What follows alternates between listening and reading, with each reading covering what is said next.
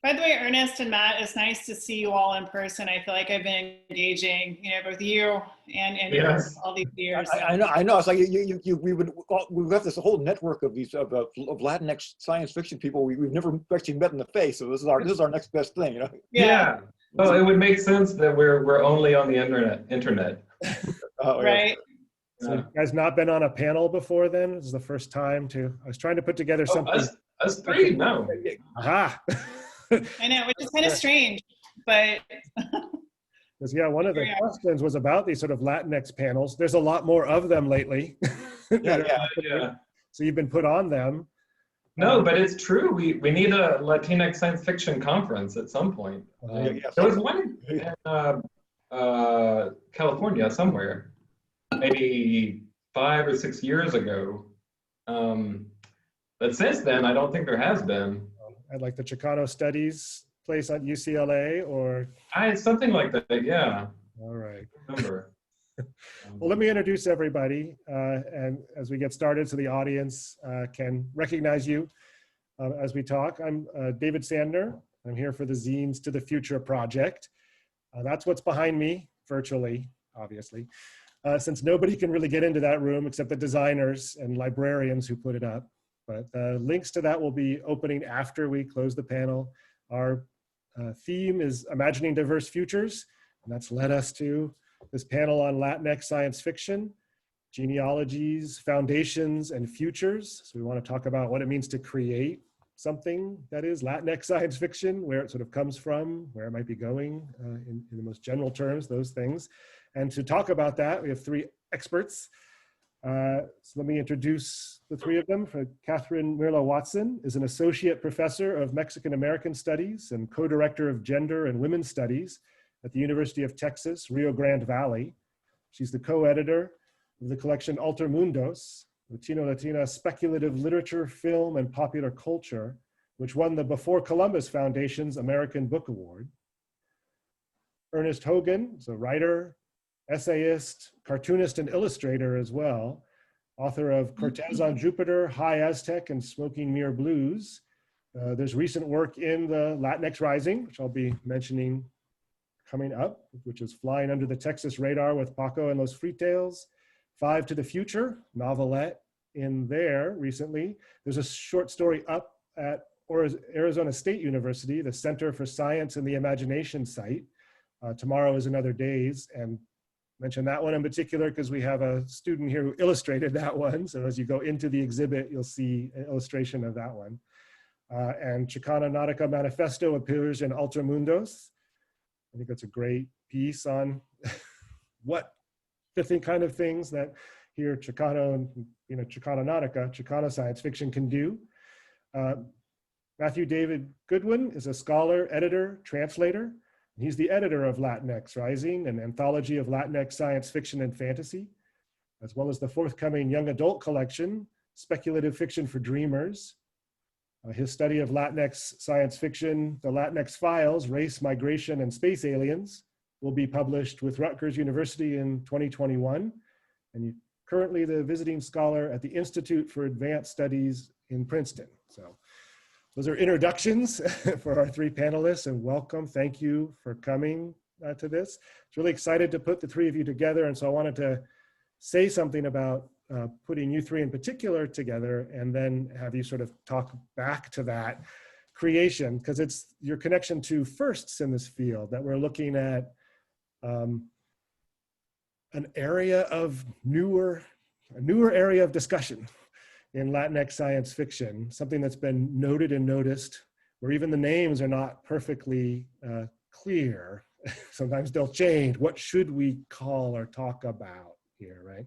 And so those firsts that with Cortez on Jupiter, 1990, Ernest, you've written the first Chicano science fiction novel. With Altermundos, Cathryn, we have you as one of the editors of the first collection of critical writings on what we might call Latinx futurisms, because you look around in many different ways, how this might work in the culture. And Matt, for you, being editor of the first US-based Latinx writers, writing science fiction in Latinx Rising. And so these can all be kind of identified as firsts, as doing something. And with the really late dates for some of these works just a few years ago, seems like pathetically late for our culture for this to be kind of arriving, but a conversation that's going on. I wonder if you tell us something about, publishers don't like new things, really. They say they do, but they really just like to publish things they've seen before. So the new things that you were presenting to them, that can be difficult to get people to understand what you're talking about and that there's an audience there. I was wondering about the road to publication for these three things as first, and if you thought about them that way when they first appeared, and sort of how you'd respond to being put in that sort of space of doing a first. And I don't know if we should begin. Maybe Ernest, since yours is the sort of the earlier work, and I got a feeling like when it first came out, did not get as much notice until somewhat later about being like a first. Maybe you'd address that first about what it was like to try to get a novel published, and then how that related to a sort of emergent Latinx science fiction. Well, okay, my first novel, Cortez on Jupiter, basically came out mainly because Ben Bova was doing a series of books for perfectly apt to discover new writers, and I had sent him something else before that actually didn't really have much of a Latinx or Chicano things in it. And he basically asked me for something a little different, and I had this story because I was experimenting with writing about Chicano characters. I found that something happened when I wrote about Chicano characters. The whole story was just more alive, more like because I was basing it on people I knew, my family, a rich cultural background that is largely untapped in fiction, and so basically, but I didn't decide to pitch, hey, how'd you like to publish the first Chicano science? I think I probably would have been, not gotten very much thing. So basically, I knew basically to sort of sneak it in there. So basically, I had a Chicano main character, an interesting background, the whole thing with graffiti and murals, and making it futuristic and all that. And I kind of just slipped it in there without telling them what I was doing. Yeah. Also the use of Spanglish in the novel, which seems very, very innovative. And I got like letters from people saying, "Oh my God, this is the first time I've ever seen these words in print," and I use them all the time. And I got a few, not very many, but there were a few people who basically were kind of offended that I was using words they didn't know, which is kind of funny because it's science fiction, so we should be thrown. You should be willing to learn a new vocabulary for every new world you step into. It's the way I see it, and if you look back at my earlier stories, I usually will start a story and I won't tell you the ethnicity of a character, and suddenly it'll slowly come. You'll suddenly, oh, okay, this person likes tacos, and they use Spanish words, and so by the time you're halfway through it, you realize what's going on. But I realized that I probably shouldn't. I knew that they were not going to publish a book if I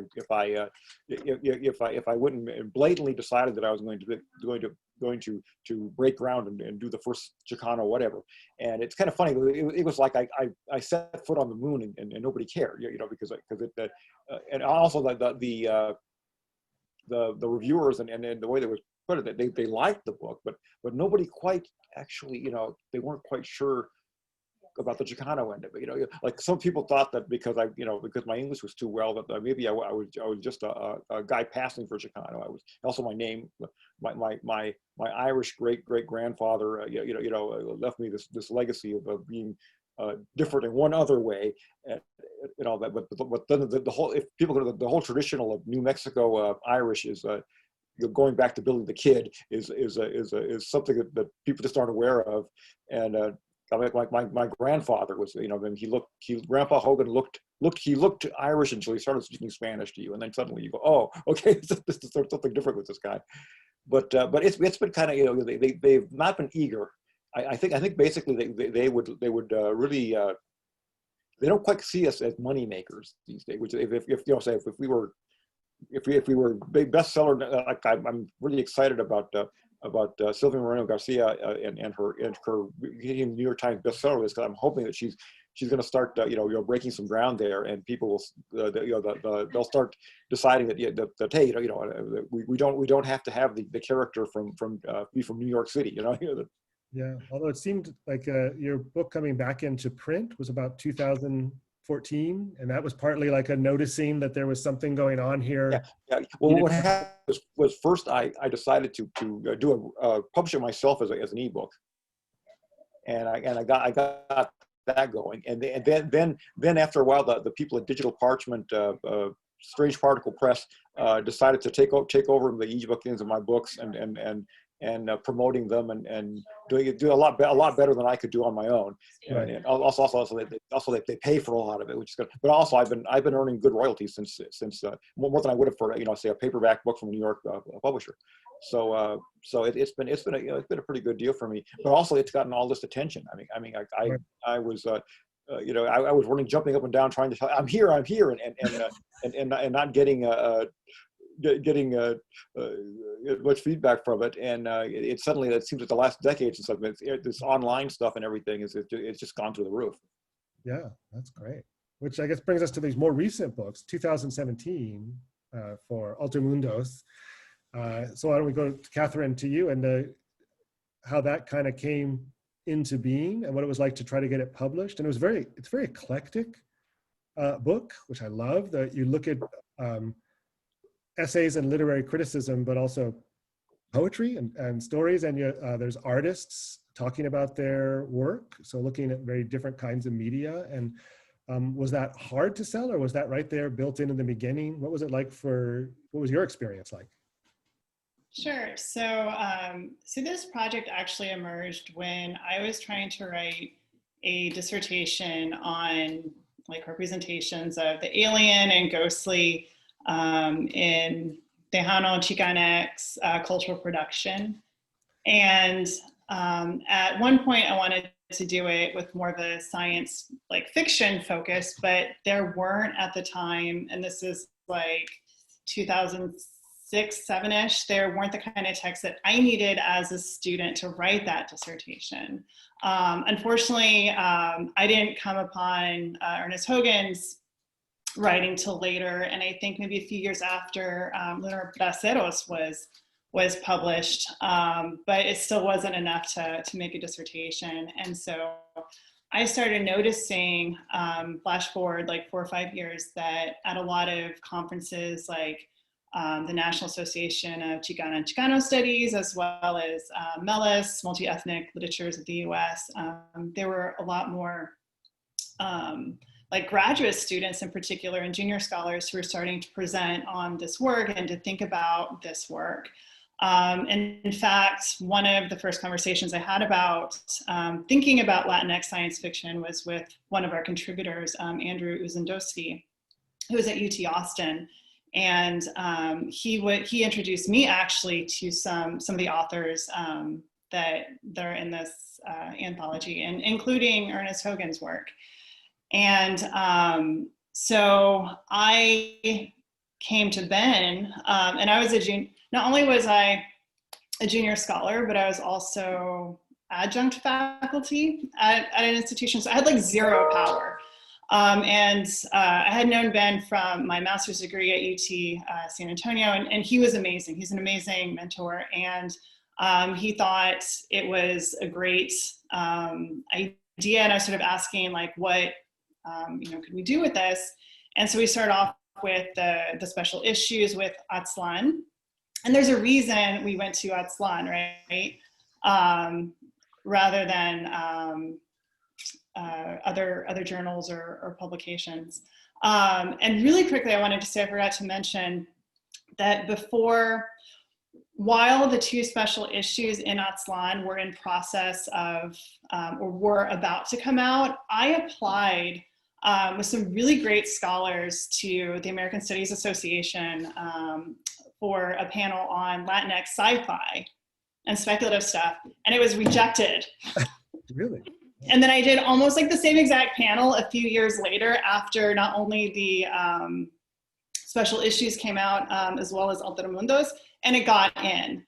but a big part of this project that I think all of us can attest to is sort of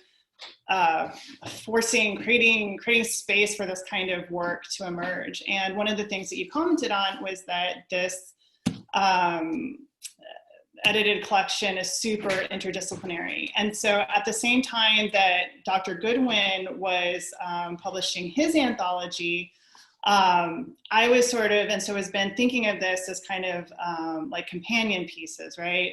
Dr. Goodwin actually has a piece, I don't know if it's the forward or the last, I don't recall, but he's in there. And so, so it includes not only scholarship kind of, theorizing this field, but also works, and not just literature, but also like visual art and, other mediums. And part of this was to create space. And so it's been really, really great to see like all the, and I'm not saying it's just because of Aldermundos, but I'm seeing a lot more like dissertations and publications coming out. But, again, like the publications or the publishers that published us were, Chicanx Studies Focus, Atzlan, and then the Chicano Studies Research Center Press at UCLA. Yeah, although they saw a need to try to address the sort of futurisms that were making their way, it seems like.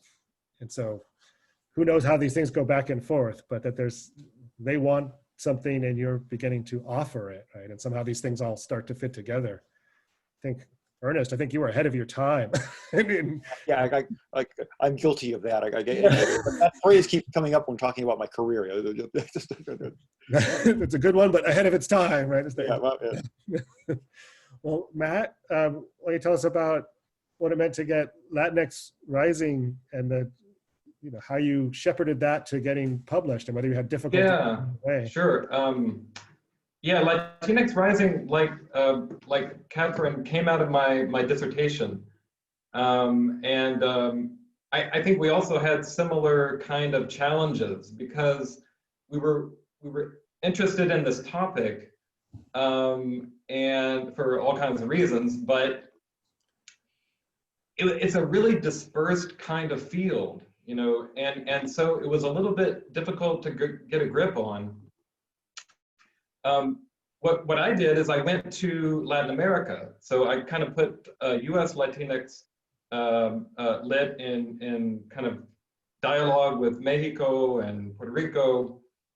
So that's where I was kind of working at that point. And then, but Latinx science fiction is at this intersection of a variety of genres, and they completely different publishing worlds and conferences, and they don't meet, except in the case of individual people like Ernest, like it hadn't sort of clashed. So one of the things is I wanted to have other scholars to see all of these different points where they do come together. And sometimes, like Sabrina Voverlias, she was being published in the speculative fiction world by small presses, and then you have Ana Castillo, who is a classic Chicana writer, and they're both great writers, but if we can have this space of Latinx science fiction or Latinx speculative fiction, then we can bring those together. And also in Latinx Rising, there are people like Pablo Brescia, who, from Argentina, and he's writing in Spanish, and that's part of the story as well. So they're part of the reason Latinx Rising came to be is that I wanted to show all of these different places that Latinx science fiction is coming from, so I tried that was kind of the purpose. And like Cathryn said, there are other people getting into it, and interest and scholarship, and academics kind of get there slowly. So it's taken a little bit of time, but that's one of the purposes.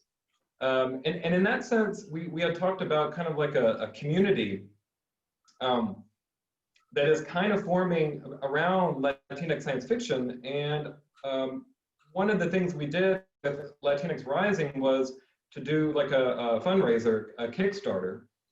And one of the things about that is you connect to people that you would never have connected to in any other way, you know. And you put yourself out there in the public, you know, and which can be a little dangerous at times.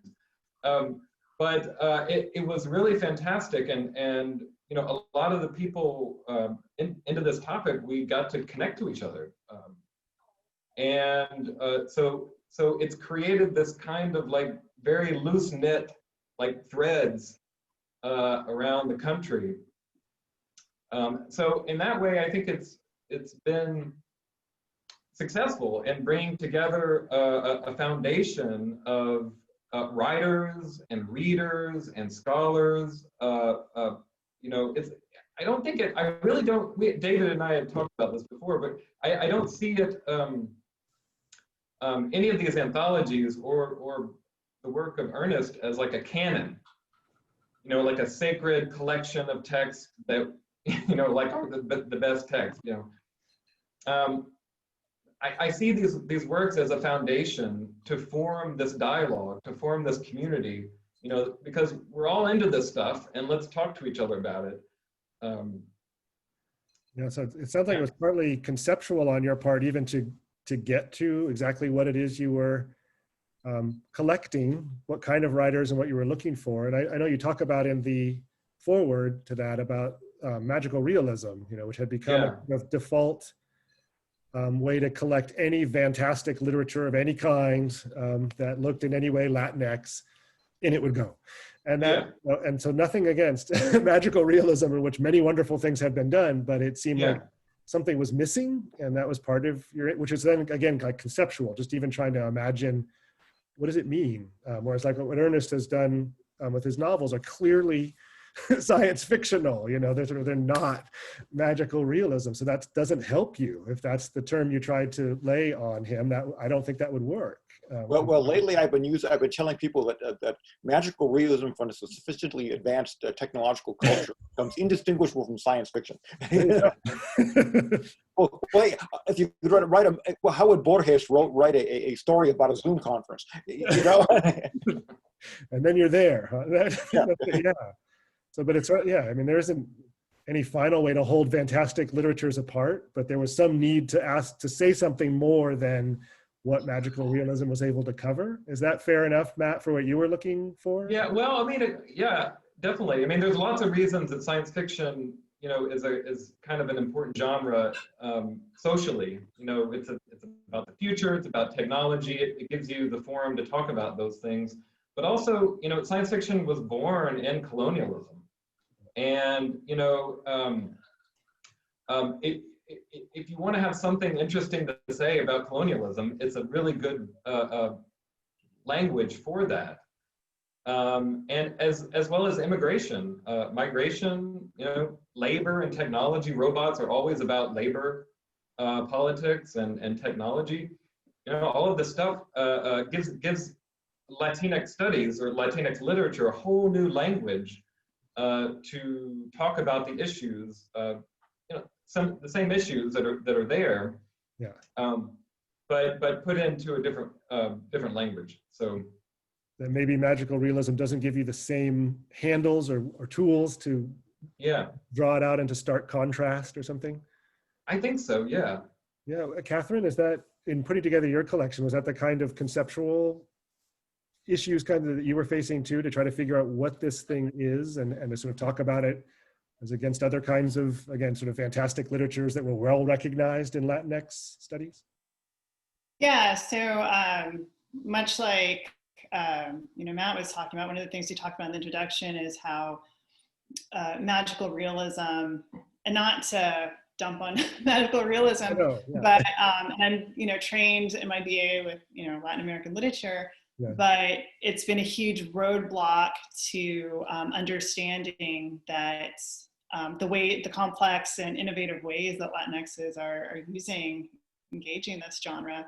And when I was putting together the anthology with Ben and the special issues, even when I was on the job market, I kept getting these questions of like, what Latinxes and science fiction, like the two were like, incompatible, and it was just, ridiculous. But yeah, I mean, I think, not to say that magical realism has nothing to do with critique, but I think, as Matt's saying, it provides a particular vocabulary for, enunciating, that critique that works very well for real, material experiences of Latinxes, such as, being, exploited, and our relationship to technology. And so, yeah.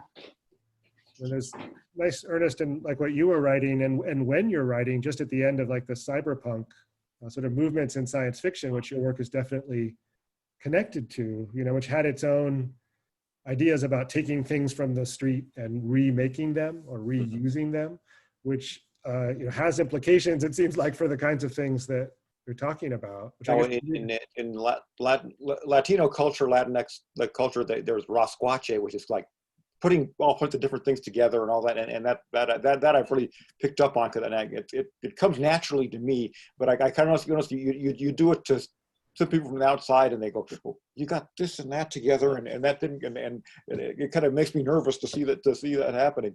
So, but yeah, it seems to be one of the natural Latinx things. Yeah, and that's the kind of thing you're talking about in like the Chicana Nautica manifesto. Yeah, it's a great sort of piece trying to explain that. What was behind you writing that piece, calling it a manifesto? So trying to sort of lay claim to the way you think claims are being made, and you're going to join in on that. Well, I never thought to write a manifesto. The folks at Aslan actually asked me, "We'd like a manifesto from you," and I thought about it, and I thought, then again, I thought, there's a lot of stuff that I looked at what I do, and yeah, there is a sort of point to it all. I don't see myself as being a leader of a movement, but I don't see anybody following back there. But I more or less find cohorts rather than followers, which I like. I'd rather have that. Once I was at a conference with the Rudy Garcia, and this young girl. Gosh, she couldn't have been barely in junior high school. She said she was a little Latina. She wanted to be a writer. And she wanted to know what rules and everything she should apply to everything to, for her Chicano writing. And we basically told her, you're kind of lucky there aren't any. you kind of are free to create your own identity and write by your own rules. And I think she was a little disturbed by that. Then she got used to the idea. She walked away from us and all that. But I think that is one of the exciting things is that there's all this stuff happening, and everybody's sort of going their own way and creating their own thing. Yeah, students always want the answers to the tests. Yeah. Think for yourself, and they're like, "What? No, where's the answer to the test?" Yeah, I want the answers. Yeah, I was wondering about like sort of then sort of up on the genealogy side of the panel, the things that even come earlier or before in like teaching this and studying this, when I come across like Gloria Anzaldúa, having written works that are science fictional, and of course Borderlands seems like needs and is science fiction. Luis Valdez, writing the Chicano Robots one that he just sort of easily brings that in a public, popular space in the Teatro Campesino. He wants to push out his message, and science fiction, he just reaches out and grabs it and then goes on to the other things he wants to do. Or even the sort of cosmic race thing way back at the beginning of Mexico. And there's something about this, it's all science fictional, and you start to look at it from one way and you're like, I can put a number of things together in a kind of genealogy. Yeah, when you look at Mexican muralists, old muralist murals, those look like the covers for science books. I illustrate. I mean, they're just it's amazing stuff that all those painters are doing. I do see that there's a lot of Mexican popular culture. I mean, I've even myself experimented with writing about lucha libre type characters in a sort of sort of almost cyberpunkish type of future, and it kind of works out. But it is interesting seeing that they're that even in the movies, they're sort of an interesting view, because their view of science is kind of through sort of a mistrust, and they're not quite sure what's going on. But at the same time, that we get these rather strange visions of aliens and future world and technology that are different from what we see in the English speaking world. Yeah. So yeah, and Cathryn, I mean, I maybe ask you about that. Like, you brought up like the Chicana futurism, which is, you bring in Cathryn Ramirez to sort of begin your anthology, and that's sort of a looking back to like, where did this, a place where it begins to quicken, like the discussion begins to have, we have a word for it with Chicana futurism, and it's a great one because of the Chicana in it, to me too, because it sort of decenters us and from the male as well as the, around race and whiteness or something, to ask questions about futurism and the alien and where you're going to. So that was a term that Cathryn Ramirez had come up with in earlier work, and really a review of art.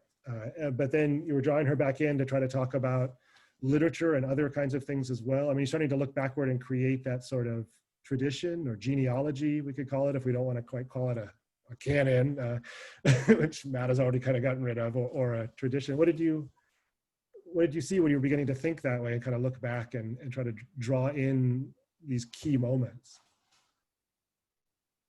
Yeah, so her work has been obviously so influential on the sort of, I guess, broader field of Latinx futurism. And she was paying specific attention to, I think, New Mexican artist Marian Martinez. And so, yeah, one of the moves that we make in Otro Mundos is looking, obviously like beyond art and sort of a diversity of texts. And one of the things that was really important to Ben and I was to sort of establish, like not set in stone necessarily, but a kind of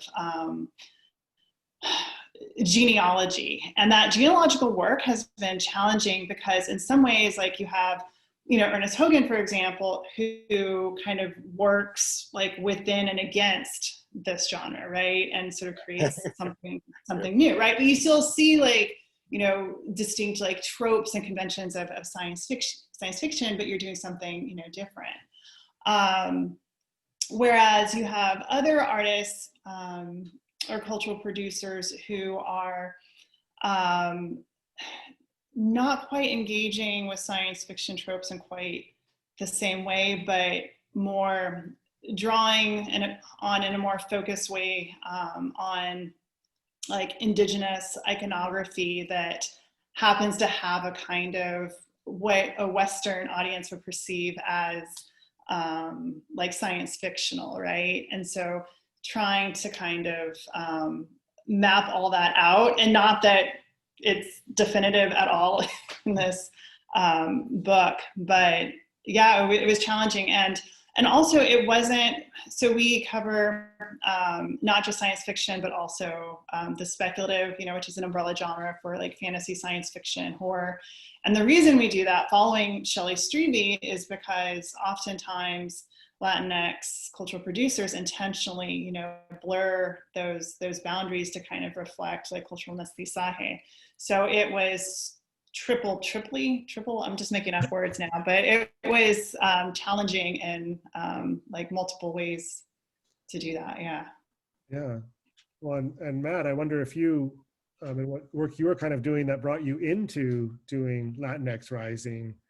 You're seeing science fictional elements that are coming from outside of the US that are still entirely relevant, especially to Latinx producers of work, because they don't feel divorced from that themselves. And so whether the US population as a whole sees that, the US Latinx. Yeah, I mean, I think it's an important part of this story is that Latin America has a really strong science fiction tradition, and it sort of like seeps in. as we're going along throughout the 20th century. So, you know, there's definitely been many Latinx writers doing science fiction, but there's not been this kind of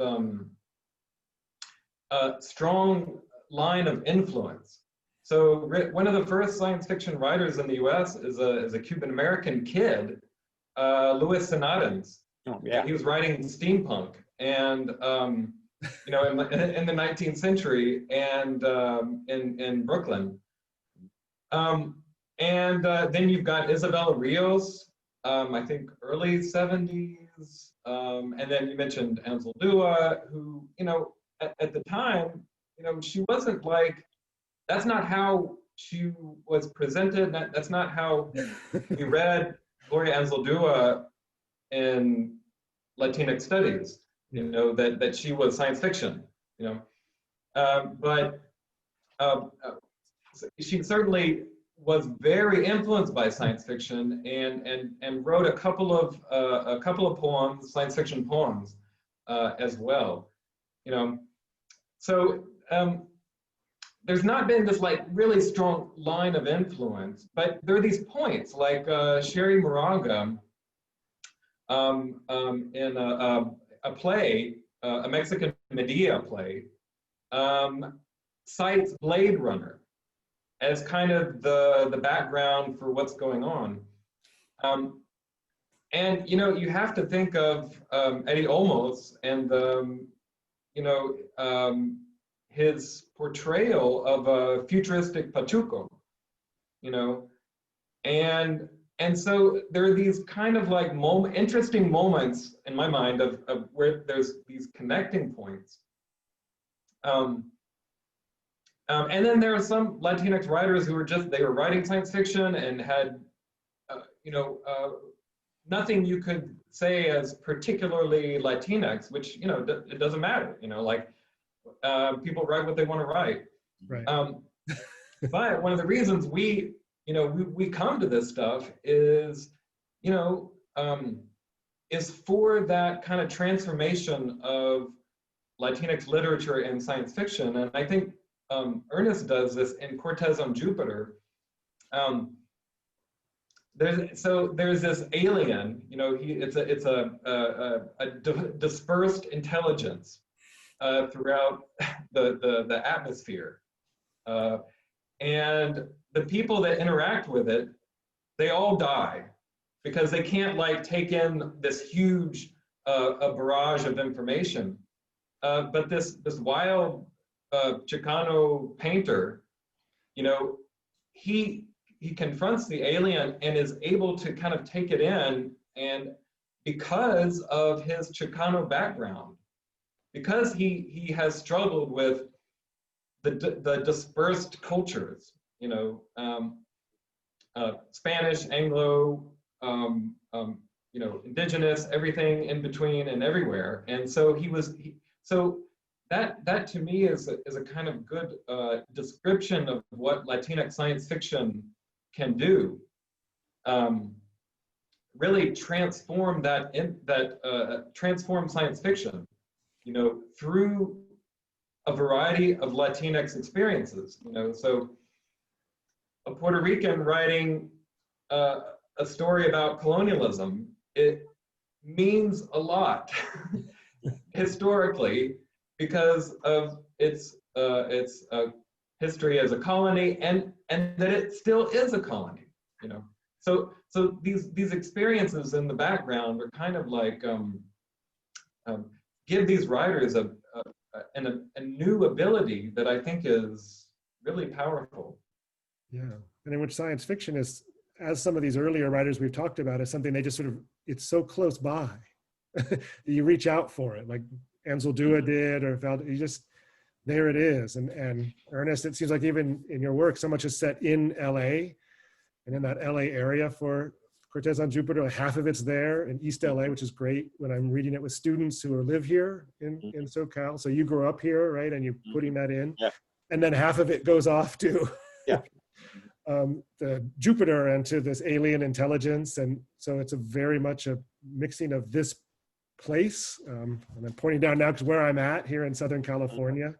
And so these students, and you kind of lived their life too, right? I went to some of the local schools here, like they're doing if they go to Cal State Fullerton, and then took that with you out into science fiction, which didn't seem that far away for you anyway. So no, I thought that from the the barrio to the stars it made perfect sense to me. I didn't think it was that far out, Yeah, can you tell us about the new work you did have up that one of the artists here, because you did painting and things when you were making your way through your schooling, right? And so somebody who's painted your story, Tomorrow's Another Days, which is up at the ASU site. How did that come about? What is the Center for Science and Imagination? What were they asking you for? And what does that do? Well, it turned out that I was, somebody recommended me, and God, I'm blanking out on her name right now. If I come up with her name, I'll blurt it out. But they wanted to do science. They wanted science fiction stories about the situation we're in, the pandemics type thing, and they were asking science fiction writers to come up with a nice thing. And I basically. It's a trick I've learned to do in situations like that. You have a conversation with them about what they want the story about, and then you go back and make notes in the conversation, and you turn that conversation into a story. And if you're lucky, you're halfway through the conversation. You've got like a germ of a story that can go there. And I basically came up with this idea of that the idea was that sometimes the future arrives like a box on your doorstep that you didn't order and you don't know, but you're going to have to deal with it anyways. And how do you deal with it? And that was basically the gem. That's, I think the illustration shows the box and the couple in the front doorway and all that, which is very, very wonderful. And I basically think I captured the thing. And what the folks at the Center for Science and Imagination told me is that what they liked about it was I managed to be optimistic, and I try to be. It's like a lot of times you're doing the contemporary stuff and everything, and it gets gloomy and all that. And I try to put a twisted optimism in things so that I'm basically an optimist myself, even though things get bad. And I'm always trying to figure out a way we can get around the disaster and get through the disaster. We're here in this science fictional moment of the pandemic. Oh yeah, teaching some pandemic literature lately too, which is sometimes I wonder what I'm doing that. But it makes you think of the boxes arriving at the doorstep from Prime and everything else, and what they might promise to bring us.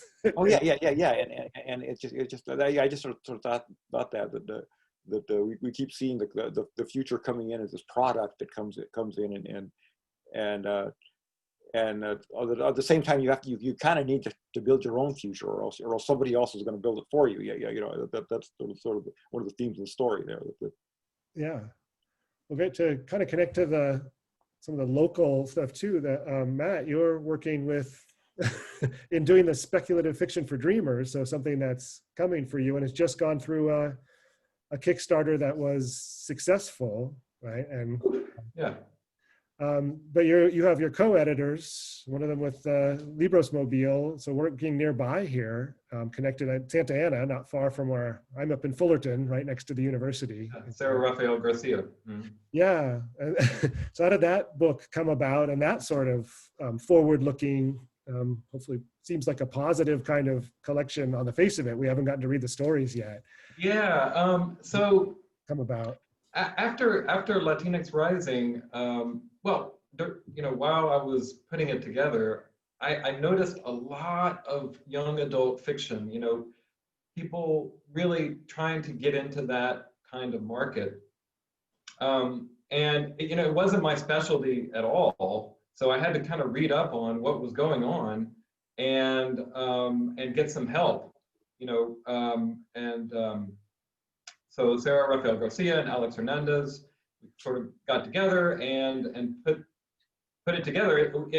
There were many obstacles. There was a hurricane, and then a publisher that went kaput, and a pandemic and all that. Yeah, and so but I think that we wanted to kind of honor that really large group of Latinx writers who are who are into young adult fiction. At the same time, you know, it's maybe not a conventional young adult anthology. You know, I don't think we could do a conventional anthology. You know, it's got lots of text in there that would have gone into Latinx Rising. You know, it's not somehow completely different. You know, and you know there may be a couple of works in there that are kind of like, you know, Twilight for Latinx readers, but the majority are just story, you know, like science fiction fantasy stories. Yeah, so we did a Kickstarter, and it's you know, those are really, really stressful, and you know, every time my wife is about to kill me, but it all works out in the end. I mean, but I guess the other part of that is that Latinx science fiction is coming through many venues. I mean, Ultramundos shows us many venues, you know, popular fiction, more academic-y stuff, you know, art, literature, film, you know, Alex Rivera, you know, more independent, and then Robert Rodriguez. You know, zines, you know, are fantastic. I mean, I looked at some of the work that your students have done, and it's just fantastic. So it's coming in through all these different venues, and why not young adult? You know, like it's certainly connected. Yeah.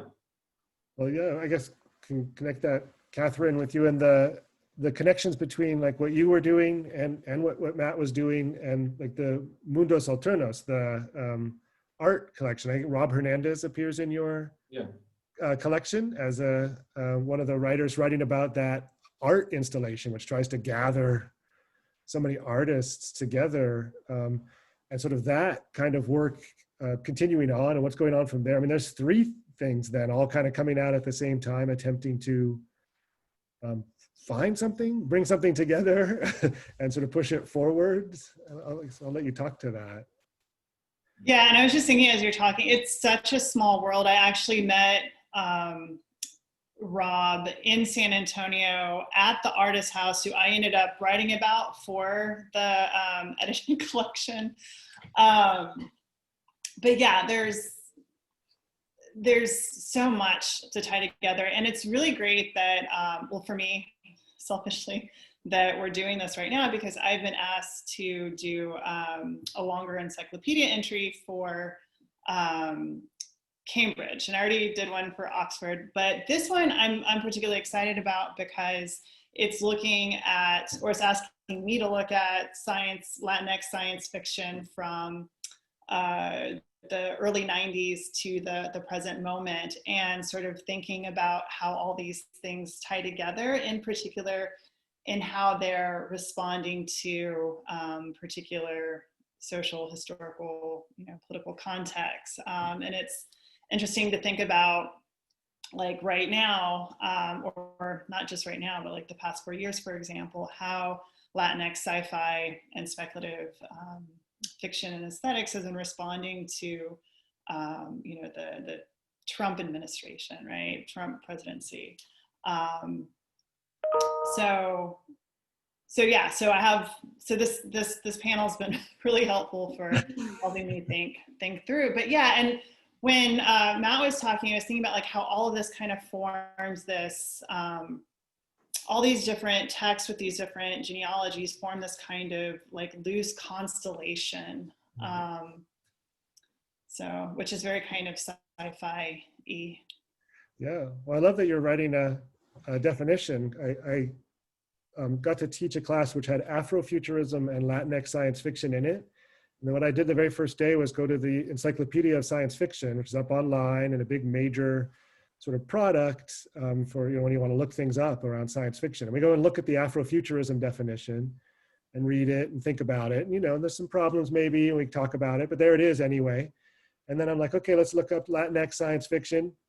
Nope, Okay, what should we call it? You know, Chicana futurism, we can look at, nope, doesn't appear. What do we got? Nothing, nothing at all. And I'm like, so look at, like, that's what we're talking about here in the class. And what does that mean? That's something so new. The name itself is in, it hasn't been quite defined. Yeah. What are we going to call it? I think, Matt, you were recently having to talk about the X at the end of Latinx, and is that the word that's going to be used? And one has to say something. I mean, you were trying to launch something and put it out there, but there's a tension or issue even in figuring out what it is we're talking about. So I want to read your, I want to read your definition and entry in history and what you put. Well, yeah, I guess just one quick thing is that I think it's also good to kind of like step back a little bit from the category. We're all using it. We like it. It's working, and there's a variety of variations. But it's really just a creation of a space to talk about these things. And I don't think Latinx science fiction is like some metaphysical entity. Right. You know, I don't think it's not meant to separate out necessarily, you know, Latinx writers from science fiction, you know, or vice versa. Right. You know, and it's supposed to like inject it into those two fields of Latinx literature and science fiction. You know, it's kind of like, hey, here, this is going on. You know, don't forget this when you're making your reading list or syllabi or whatever. So for me, it has that purpose. It's kind of like it's a signal. It's not meant to kind of like separate this out as some, you know, extremely different thing, you know. Yeah, that was one of the things I wanted to ask about as you come towards the end here, especially. So you've kind of already answered it. I guess we'll see what the other panelists think too about like what's good and what's bad about a panel like this, right? To be, you've been on a number of them, as sort of mentioned at the beginning. There's more of them, and you're on Latinx science fiction panels, and it's fun. Hopefully, you're excited to do them. But then also, when you're on a number of them, you start to think like, where does this lead to? What's the, you know, what you're talking about? I guess, Matt. So you might, you know, I tried to.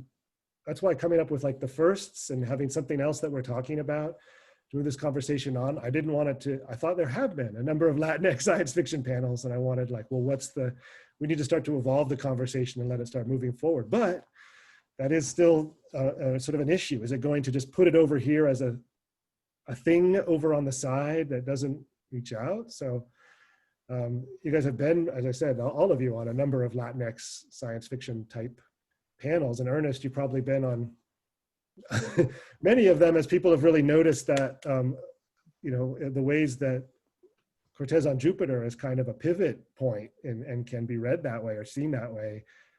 So there you are to speak on it, but after a while you're like, and also when I wrote it, I wanted to just write science fiction, you know, and do I get to be on those panels too? Is that, have you guys been sort of struggling with that? The good and the bad of these kinds of panels, the very kind of thing we're on. Well, usually when I write what I do, and I worry about definitions and categories later.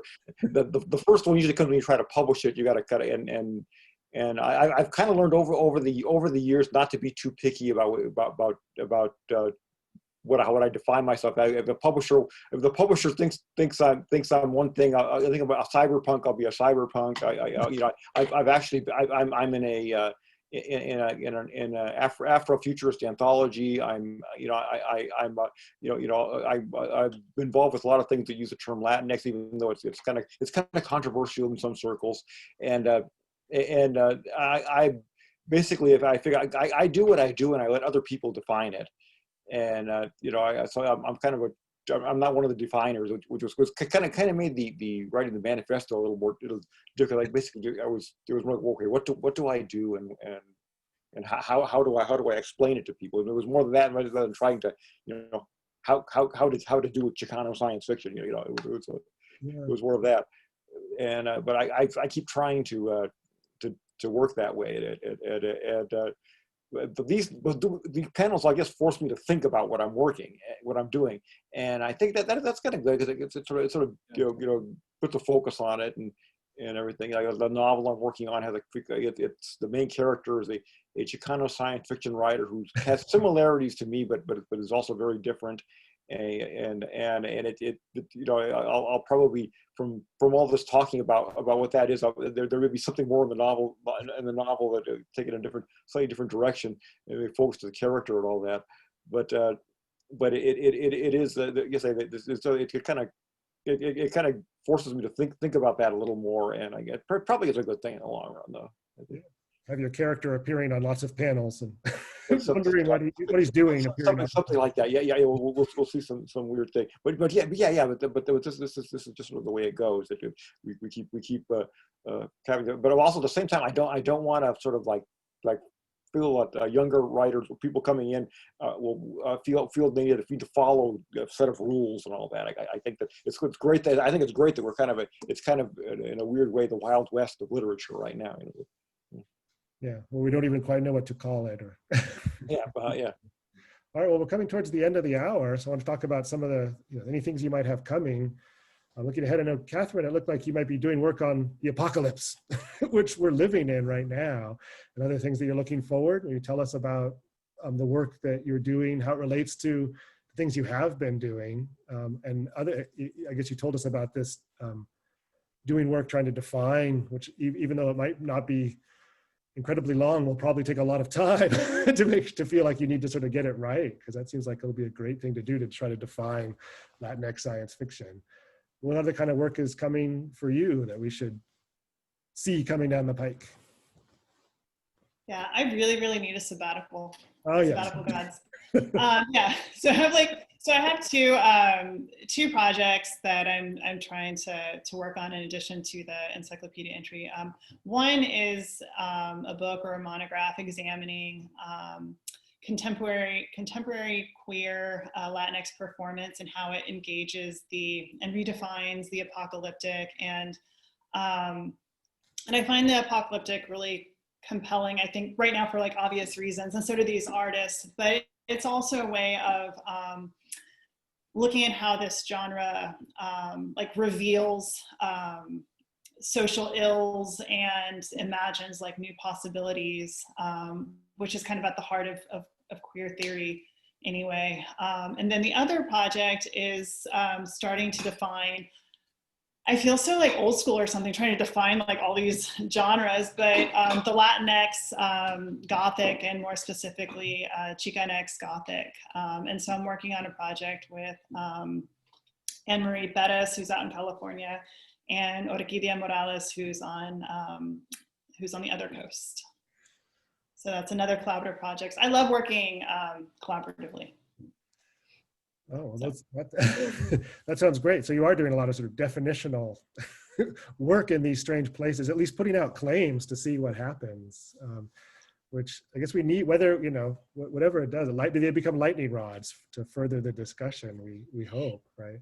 Yeah, and I think this is also sort of a lesson, whether or not like you're a writer or you're a scholar or both or whatever, that like if you don't see what's out there that you're finding useful, then do it yourself. Like start, not that you have to like circumscribe the field, but start creating these definitions on your own terms and making it useful for you and others. Yeah. Oh, great. And it sounds like Gloria Anzaldúa brought together the sort of science fictional and the queer, along with the Latinx, all into sort of one space to say that there was a multiple sorts of alienations that she wanted to talk about and theorize and write about in her own sort of fictional and poetic ways. So sounds like you're kind of drawing that theme out too into new work on that. So that sounds fantastic. Yeah, and just real quickly, there's a lot out there that doesn't, in the same way, because one of the things we talk about in the anthology is that the speculative can also be a mode of reading. So like Regina Grace, her play Blue, Adelina Anthony's, some of Adelina Anthony's work, I'm reading as apocalyptic, and it wouldn't necessarily be recognized as apocalyptic. So Great. Kind of reversing it. Yeah. Well, and Matt, your book that's coming out looks like it returns to what started you on this journey, studying migration, Latinx migration, and that kind of led you off and maybe into Yeah, so detours that grew, and now you're kind of back at that and getting that published, right? yeah, that's right. Yeah. So it's I think coming out in May, looking at space aliens and Latinx science fiction, and it's a little bit like cannibalistic because I look at some of the stories in Latinx Rising, even some that I translated. So I'm in a weird space there of trying to objectively kind of analyze something that I was involved in, which of course you can't do completely. But so yeah, it's a book that couldn't have been written 5 years ago, and I sort of was waiting for that possibility, because a space alien is such an important cultural figure. It has so many different meanings in culture, and Latinx writers are not just using it for talk about migration as well. There's all kinds of enlightened space aliens appearing throughout Latinx science fiction, with Enzaldúa and Ernest and Culture Clash, the performance group. And then there's monsters, alien monsters. So there's all kinds of space aliens, and they're not just immigrants, and that it is that. I mean, that is there, but there are other uses as well, which is important. People, when I started the project, they would say, "Oh yeah, the space alien, it's the other, capital O," and I was looking at it. You could say it's that, but it's actually more like a multitude. It has all of these different meanings, and that's been really exciting. Yeah, I look forward to reading that. So Yeah. in the anthology that's coming out, that'll be out even sooner. Is that right? Because that's already ready to go. No, later, a couple months later. Yeah. But so a couple of things coming out with this year. And Ernest, you have the piece I said that was up that we sort of talked about earlier. Yeah. And I'll also have a piece in the anthology that Yes. I'm working on the novel, which is titled Zex, ZYX, or Bring Me the Brain of Victor Theramin, and we're with Strange Particle Press. I'm working on my first collection of my short stories. It'll be called Pancho Villa's Flying Circus and other fictions. So that's what's coming up for me. That could be retrospective then, go back to stories that yeah. It's some of my first stories, some recent ones. I've got. At first, I want to do all of them, but they realized I had so many of them that it's probably best to just do a little selection. I would think there are too many, but that'll be great and long overdue. So that's. Oh, yeah, I know. I've been trying to get this thing happening for decades, and it finally happened. So. And they've been good for you, so you. Yeah. Okay, that's great. All right, well, I want to thank all three of you for taking part in this. Really worked out really well to put the three of you together in conversation. So thank you so much, and we look forward to working. Congratulations on your exhibit. Yes, great exhibit too. Yeah. Thank you. Yeah, as I leave the panel, I will go and click the links that make it possible for people to get in there generally. So for all of you out there listening, if you want to go check that out, the main page for the project will have this entryway into the exhibit, which you'll see a little bit about this panel in there too. And this recording will then appear within the day. So people can watch it if they weren't able to come at this time of day. That's a hard thing about things that are appearing now during the pandemic, right? Do you have time at that exact time to sit down and listen? So I will take this recording and get it there, and people will be able to check it out. And I think it has lots of great information in it for them. So I'm so excited we got to do this. So thank you guys so much. Yeah, thank you. Thank you. And congrats to all on your forthcoming works.